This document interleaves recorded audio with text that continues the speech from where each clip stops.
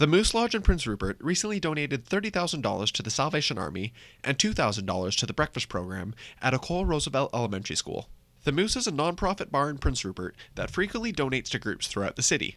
All of their members are volunteers, and 90% of their earnings go towards charity. They're a part of a larger organization of Moose Lodges throughout the US, Canada, and the UK.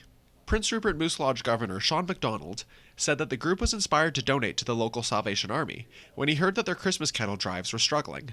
Salvation Army, they were stuck for Christmas because the usual funds like the toy run didn't net them as much money, and of course we know they're struggling with their kettle drive right now, so they were really short. They're pleading, asking everybody, help donate, please, throw money in there.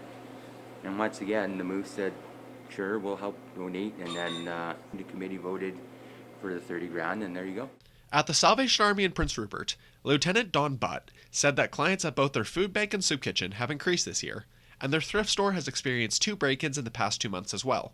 She was happy to hear about the Moose's donation, which will also help them donate more toys to children. I cried, so I am a crier, but having a donation like that when it's been a really rough year for donations, and you're always trying to want to make it the best for kids, especially because although it's the pandemic, they don't understand all that the pandemic entails. And so if we can make someone's Christmas better, that's just the icing on the cake for me.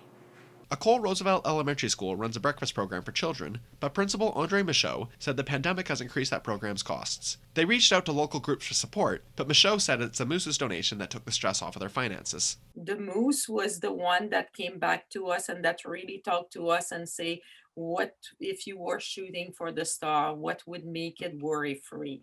And we gave them an amount, and they just donated that amount to us, and that took a lot of pressure off us. MacDonald said the reception to the news from the community has been very positive. For CFTK-TV News, I'm Joshua Azizi.